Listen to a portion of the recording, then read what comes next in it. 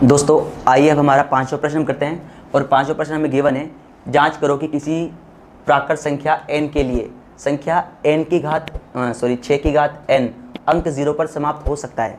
दोस्तों इस प्रश्न को समझने के लिए थोड़ा सा कॉन्सेप्ट हमें समझना होगा। दोस्तों जैसे मैंने कोई भी एक नंबर लिया, कितना भी नंबर वो हो सकता है दोस्तों, और जब मैं इस नंबर के गुणनखंड करूँगा ना दोस्तों, तो मुझे कुछ गुणनखंड तो मिलेंगे, लेकिन साथ में दोस्तों मुझे 2 और 5 मिलना चाहिए दोस्तों, क्योंकि जब 2 और 5 मिलकर गुणा होता है दोस्तों तो क्या करता है, एक जीरो को क्रिएट करता है दोस्तों। देखो दोस्तों यहाँ पर देखो, यहाँ पर और कोई नंबर हो सकते हैं, मुझे पता नहीं कितने और भी नंबर इसके टुकड़े हो सकते हैं, लेकिन इसके टुकड़े में साथ साथ में क्या होना चाहिए, 2 और 5 होना चाहिए। तो जब इसको गुणा करते हैं तो ये 10 बनाता है, मतलब 2 और 5 क्या बनाता है, 10 बनाता है, और इकाई का अंक कितना लाता है, 0 लाता है। दोस्तों यहाँ पर देखिएगा, जैसे मेरे पास कोई नंबर है, 8 नंबर है, और जब मैं इसके टुकड़े करता हूँ, गुणनखंड करता हूँ, तो मुझे यहाँ पर 2 गुणा 2 गुणा 2, यहाँ पर 2 मिल गए, लेकिन यहाँ पर मुझे क्या नहीं मिला, 5 नहीं मिला। 2 तो मिल गया दोस्तों, मुझे 5 नहीं मिला। 2 चाहे कितनी बार मिल जाए, लेकिन एक बार मिलना ज़रूरी है, और 5 का भी एक बार मिलना ज़रूरी है। दोस्तों जैसे मैं यहाँ पर कितना लेता हूँ, 15 लेता हूँ यहाँ पर, और जब 15 के मैं टुकड़े करता हूँ तो 3 पंजे 15 होता है दोस्तों। लेकिन यहाँ पर 5 है, लेकिन यहाँ पर क्या नहीं है, 2 नहीं है। कहने का मेरा मतलब ये है दोस्तों, अगर हम किसी संख्याओं के गुणनखंड करते हैं तो गुणनखंड में 2 भी आना चाहिए और 5 भी आना चाहिए, तभी तो वो 0 को क्रिएट करता है। जैसे मैं एक और एग्जांपल लेता हूँ, संख्या कोई भी हो, मुझे पता नहीं दोस्तों। यहाँ पर दोस्तों देखिएगा कि यहाँ पर जैसे मैंने 3 गुणा 7 गुणा 2 गुणा 2 गुणा, और मैं कोई नंबर ले लेता हूँ, जैसे मैं यहाँ पर कितना लेता हूँ, यहाँ पर वापस से 3 ले लेता हूँ दोस्तों। मैंने एक संख्या ले ली यहाँ पर दोस्तों, जब मैं गुणा करता हूँ इसको, तो दोस्तों देखिएगा कि दोस्तों यहाँ पर 3 दूनी 6 और 6 दूनी 12, और 12 सत्ते कितना हो गया दोस्तों, 12 सत्ते 84, और 84 को 3 से गुणा करेंगे तो दोस्तों यहाँ पर देखिएगा कि जब 84 को हम 3 से गुणा करेंगे तो 3 चौक 12, और यहाँ पर कितना हो गया, 3 अठे 24 और 1 25। तो दोस्तों यहाँ पर कितना आता है, 252 यहाँ पर कितना, 252 आता है दोस्तों। देखिएगा यहाँ पर कारण ये रहा है 252 आने का कि यहाँ पर इसके गुणनखंड में क्या नहीं है, 5 नहीं है दोस्तों। जैसे मैं एक और कोई भी नंबर, जैसे मैं 30 लेता हूँ दोस्तों, यहाँ पर 30 मैंने ले लिया। अब यहाँ पर दोस्तों कितना आ रहा है, 0 आ रहा है। इसका मतलब ये, इसके चाहे टुकड़े कुछ भी हो, लेकिन 2 और 5 तो आएंगे, क्योंकि यहाँ पर 0 तभी क्रिएट होता है जब यहाँ पर क्या हो, हमारा 2 और 5, ये रोल इनका इंपॉर्टेंट रोल है दोस्तों, 2 और 5 का 0 क्रिएट करने में। जैसे दोस्तों मैं इसके टुकड़े करके देखता हूँ एक बार, यहाँ पर 2 का भाग देता हूँ तो कितनी बार गया, 15 बार गया दोस्तों। अब 2 का भाग जाएगा नहीं, किसका भाग जाएगा, यहाँ पर 3 का भाग जाएगा कितनी बार में, 5 बार में, और फिर दोस्तों किसका भाग जाएगा यहाँ पर 5 का कितनी बार में, 1 बार में। तो दोस्तों मैंने बोला था यहाँ पर 2 और 5 आएंगे, क्योंकि यहाँ पर कितना नंबर बन रहा है, 0 नंबर बन रहा है। जैसे मैंने एक नंबर लेता हूँ, जैसे मैं यहाँ पर 60 लेता हूँ, 60। अब दोस्तों यहाँ पर 60 में भी इकाई का अंक कितना आ रहा है, 0 आ रहा है। तो इसका मतलब जब इसके टुकड़े करेंगे ना, तो यहाँ पर 2 और 5 निकलेंगे तो 3 0, फिर यहाँ पर 2 का भाग देंगे कितनी बार गया, 15 बार, फिर 2 का भाग देंगे कितनी बार गया दोस्तों, 2 का तो नहीं जाएगा, 3 का जाएगा 5 बार, और 5 का कितनी बार गया, 1 बार। तो दोस्तों किसी भी संख्या, कोई भी प्राकृत संख्या, मतलब प्राकृत संख्या मतलब नेचुरल नंबर जो कि 1 से स्टार्ट होते हैं दोस्तों, 1 से स्टार्ट होते हैं, अगर उनका इकाई का अंक, उन पर कोई भी घात लगाने पर उनका इकाई का अंक 0 तभी आएगा कि जब उसके गुणनखंड में कितना हो, 2 भी हो और 5 भी हो। तो दोस्तों यहाँ पर हमारा एक नियम बन जाता है, यहाँ पर क्या बन जाता है दोस्तों, हमारा एक नियम बन जाता है, और नियम को समझेंगे दोस्तों कि यहाँ पर कोई भी संख्या थी, ठीक है, कोई भी संख्या थी कि भाई इकाई का अंक 0 कब हो, इकाई का अंक 0 कब होगा, कि जब किसी संख्या के जो गुणनखंड होंगे ना, उसमें कितना आएगा, 2 भी आएगा और 5 भी आएगा। 2 कितनी बार भी आ सकता है, मैं यहाँ मान लो m बार आ गया, और यहाँ पर 5 भी कितनी बार आ सकता है, n बार आ गया, मान लो कितनी बार भी आ सकता है, लेकिन एक बार तो आना ज़रूरी है दोस्तों। यहाँ पर जो m और n है ना, m व n, वो हमारे क्या है, गणितीय अंक है दोस्तों। यहाँ पर क्या है हमारे पास में, ये दोनों के दोनों क्या है, गणितीय अंक है दोनों, m और n दोनों के दोनों गणितीय अंक है। यहाँ पर कहने का मतलब 2 कितनी बार भी आ सकता है, 5 भी कितनी बार, तो हमें कंफर्म तो पता नहीं कितनी बार आएगा, लेकिन हमने यहाँ पर m और n मान लिया। ऐसा आप लोगों ने 8वीं कक्षा में पढ़ा होगा। तो दोस्तों यहाँ पर देखो, ये कितना है मेरे पास में, 6 है दोस्तों। अगर 6 की घात में 1 लगाता हूँ तो कितना आता है, 6, तो इकाई का अंक कितना आया, 6 दोस्तों। यहाँ पर अगर ये 6 की घात अगर मैं 2 लगाता हूँ ना, तो यहाँ पर कितना हो गया, ये 36। अब इकाई का अंक कितना आ गया, तो भी 6 आ रहा है दोस्तों। यहाँ पर अगर 2 की घात में कितनी लगा दूँ, 3 लगा दूँ, तो देखो यहाँ पर जो इसका क्यूब हो गया 6 का, वो कितना होता है, वो होता है 216, अभी भी नहीं आया दोस्तों। अगर मैं यहाँ पर कितनी लगा दूँ, 4 लगा दूँ, तो ये हो जाता है दोस्तों हमारे पास में 1296। अगर दोस्तों मैं 6 की घात कितनी लगा दूँ, 10 भी लगा दूँ ना, तब भी इसका इकाई का कितना ही आएगा, 6 आएगा दोस्तों। ये रीज़न क्या है, तो यहाँ पर देखना, हम क्या करेंगे कि 6 के हम क्या करेंगे, गुणनखंड क्या करेंगे, तो 6 के गुणनखंड करेंगे दोस्तों, ठीक है। और यहाँ पर जो गुणनखंड करें दोस्तों, तो ये कितना होता है, 2 तिया 6 दोस्तों। यहाँ पर देखिएगा कि 2 × 3, देखो ये बराबर नहीं है किसके, कि 2 की घात m × 2 की घात, तो दोस्तों क्या हो गया यहाँ पर m × 5 की घात n के बराबर नहीं है। अगर ये और ये दोनों आपस में बराबर हो जाते हैं, मतलब इसमें 2 तो आ गया लेकिन क्या नहीं आया दोस्तों, 5 नहीं आया, इसलिए यहाँ पर इकाई का अंक क्या नहीं होगा, 0 नहीं होगा। तो यहाँ पर हम लिख सकते हैं कि यहाँ पर दोस्तों हम लिख हैं 6 की घात n, ठीक है, का इकाई का अंक 0 नहीं होगा। दोस्तों क्यों नहीं होगा, क्योंकि यहाँ पर दोस्तों कि जो इसकी गुणनखंड है ना वो 2 गुणा 5 इसके बराबर नहीं है। दोस्तों उम्मीद करता हूँ कि आप लोगों को समझ में आया होगा। दोस्तों अब हम छठा प्रश्न करते हैं और छठा प्रश्न हमें गिवन है, व्याख्या करो कि 7 गुणा 11 गुणा 13 प्लस 13 और 7 गुणा 6 गुणा 5 गुणा 4 गुणा 3 गुणा 2 गुणा 1 प्लस 5 भाज्य संख्याएँ क्यों हैं। दोस्तों कहने का मतलब है कि ये दोनों संख्याएँ तो भाज्य संख्याएँ, और भाज्य संख्याएँ क्यों हैं वो हमें क्या करना है, इसका उल्लेख करना है। दोस्तों मैं आप लोगों को याद दिला दूं कि जो इससे पहले हमारी वीडियो थी उसमें हमने अच्छे से उसको व्याख्या की थी कि किस प्रकार से भाज्य संख्या होती है और अभाज्य संख्या होती है। तो दोस्तों एक बार फिर बता देता हूँ कि भाज्य संख्या क्या है। भाज्य संख्या कि भाई ऐसी संख्या जिसके 2 से ज़्यादा, कितने दोस्तों, 2 से ज़्यादा टुकड़े हों, 2 से ज़्यादा टुकड़े हों या फिर गुणनखंड हो, उसी को ही हम क्या बोलते हैं, भाज्य संख्या। ऐसा हमने कल की क्लास में पढ़ा था कि जिसके 2 से ज़्यादा टुकड़े हो जाए ना वो क्या रहेगी, भाज्य संख्या। और अभाज्य संख्या क्या है दोस्तों, मात्र जिसके 2 टुकड़े वो है अभाज्य संख्या। तो दोस्तों इसकी व्याख्या हम करते हैं। तो इसमें देखो 2 प्रश्न दिए गए हैं हमें, तो पहला हम लेते हैं इसी का पहला।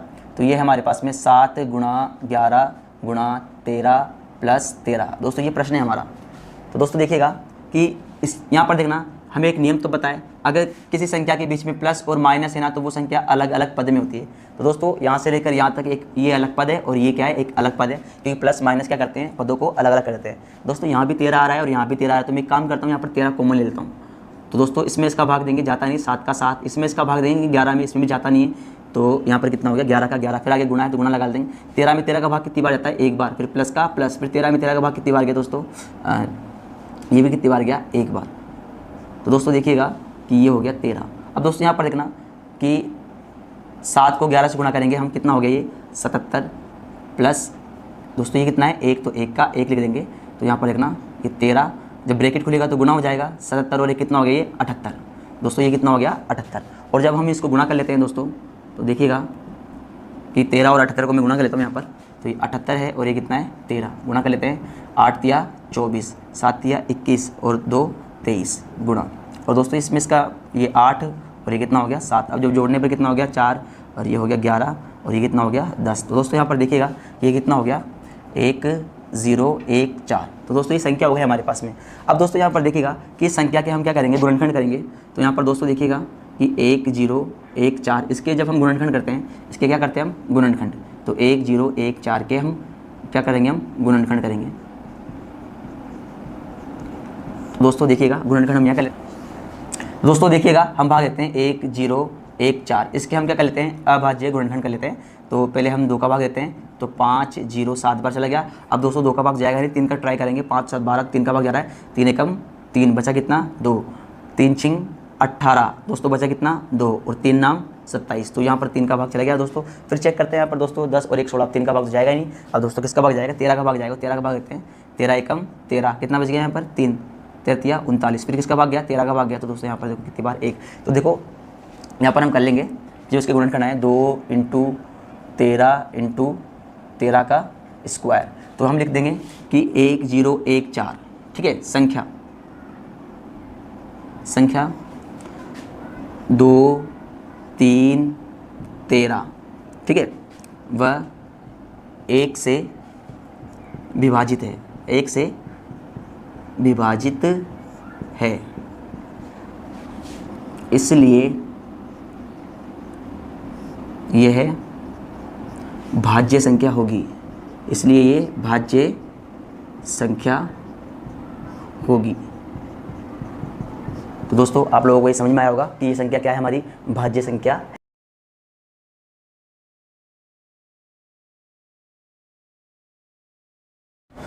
दोस्तों हमारा जो 7वां सवाल है, आगे सवाल करते हैं दोस्तों देखिएगा सवाल क्या है। दोस्तों देखिएगा कि एक हमारा जो दौड़ का मैदान है, वृत्ताकार दौड़ का मैदान है। दौड़ के मैदान में एक तो है सोनिया और एक है रवि। दोनों की जो स्टार्टिंग लाइन है दौड़ की, वो दोनों की लाइन एक ही स्थान से दौड़ती है दोस्तों। दोनों के दोनों क्या करते हैं, सोनिया दौड़ती है, इसका एक चक्कर लगाती है, और एक चक्कर लगाती है कितनी देर में, 18 मिनट में लगाती है। और दोस्तों दूसरा जो है वो रवि है, रवि भी यहीं से दौड़ता है, और जब दौड़ता है वो पूरा तो वो दौड़ लेता है तो कितनी, 12 मिनट में। मतलब जिसकी क्षमता ज़्यादा होती है ना, उसको एक चक्कर लगाने में कम समय लगता है। दोस्तों यहाँ पर रवि की क्षमता ज़्यादा है, रवि की एफिशिएंसी ज़्यादा है भागने की, तो ये क्या करता है, इस जो वृत्ताकार पथ है ना, इसको जो कंप्लीट कर लेता है वो 12 मिनट में कर लेता है। जबकि सोने की बात करें तो सोने की एफिशिएंसी रवि से कम है, और जब ये दौड़ना स्टार्ट करती है तो पूरा चक्कर लगाने में इसको 18 मिनट लगते हैं। तो दोस्तों सवाल ये पूछा गया है कि जब ये दोनों एक साथ एक ही स्थान से दौड़ना शुरू करेंगे तो वापस इस स्थान पर ये कब मिलेंगे।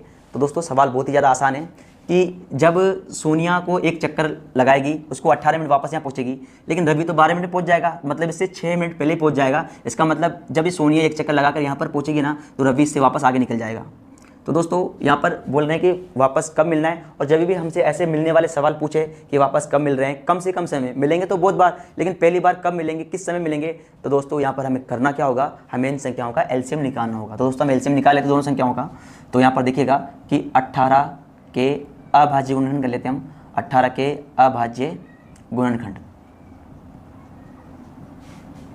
तो दोस्तों देखिएगा ये मैंने लिया 18 के मैं जब मैं टुकड़े करता हूँ तो इसमें 2 का भाग गया कितनी बार, 9 बार, फिर इसमें 3 का भाग जा रहा है 3 बार, फिर इसमें 3 भाग जा रहा है कितनी बार, 3 बार। दोस्तों यहाँ पर 2 तो कितनी बार आ गया, 1 बार, और ये 3 की घात कितनी होगी, 2, तो 18 गुणनखंड। और उसके बाद 12 के भी हम क्या कर लेते हैं, अभाज्य गुणनखंड। 12 के भी हम क्या कर लेते हैं, अभाज्य गुणनखंड। तो दोस्तों देखिएगा हम लिखेंगे यहाँ पर 12, और 12 के भी टुकड़े कर लेते हैं। 2 का भाग गया कितनी बार, 6 बार, अब 2 का भाग गया 3 बार, और 3 का भाग कितनी बार गया, 1 बार। तो यहाँ पर दोस्तों 2 की घात कितनी आ गई, 2, और 3 की घात कितनी आ गई, 1। दोस्तों हम क्या लेंगे यहाँ पर LCM, मतलब कम से कम समय में वापस कब मिलेंगे। वैसे मिलेंगे तो बहुत बार, लेकिन कम से कम समय में कब मिलेंगे दोस्तों। तो LCM कैसे लेते हैं दोस्तों, सभी संख्याओं को लेते हैं, इसमें 2 है और 3 है।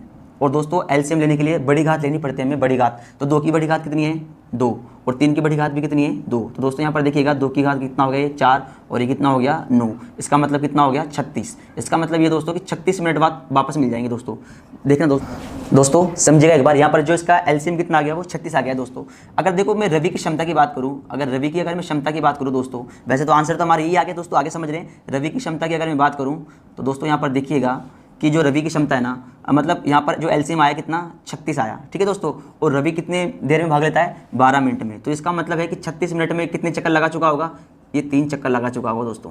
कितने चक्कर लगा चुका हुआ है, 3 चक्कर। अगर सोनिया की क्षमता की बात करें दोस्तों, हम किसकी बात करें, सोनिया की क्षमता की अगर मैं बात करूँ दोस्तों, तो यहाँ पर आप लोग समझना कि देखो LCM तो कितना आया, 36, और यहाँ पर कितना, इसकी एफिशिएंसी कितनी थी, 18 मिनट, और इसमें भाग दें तो यहाँ पर कितने चक्कर, 2 चक्कर। कितने चक्कर दोस्तों, 2 चक्कर। तो दोस्तों समझना बात को कि जब सोनिया भागती है दोस्तों, ये भागती है 18 मिनट के अंदर, 18 मिनट कंप्लीट कर यहाँ पर आ जाएगी, ठीक है, और दूसरे 18 मिनट कंप्लीट करके यहाँ पर आ जाएगी वापस, मतलब 36 मिनट। लेकिन रवि को देखना दोस्तों कि भाई 18 मिनट में नहीं करता, ये 12 मिनट में करता है पहला चक्कर, और दूसरे चक्कर भी कितने मिनट, देखो 12 मिनट में कर लेता है, और दूसरे चक्कर फिर वापस 12 मिनट में कर लेता है, और फिर तीसरे चक्कर भी 12 मिनट में कर लेता है। इस प्रकार से इसको 36 मिनट यहाँ पर लगे, और सोनिया को ये 18 और ये 18, यहाँ पर देखो 2 चक्कर में कितने मिनट लग गए, 36 मिनट लग गए दोस्तों। तो यहाँ पर इसका जो हमारा जो आंसर रहेगा ना, वो भी कितना रहेगा, 36 मिनट रहेगा आंसर दोस्तों। क्योंकि यहाँ पर रवि की जो एफिशिएंसी दौड़ने की ज़्यादा है और सोनिया की कम है, एक कम समय में ज़्यादा चक्कर लगाएगा, जबकि सोनिया ने ज़्यादा समय लिया है और चक्कर भी कितने लगाए, मतलब बराबर समय लिया है, लेकिन चक्कर कितने लगाए, 2 चक्कर लगाए दोस्तों। उम्मीद करता हूँ कि आप लोगों को समझ में आया होगा दोस्तों। अब आगे की बात हम कल करेंगे एक्सरसाइज 1.2 के साथ में।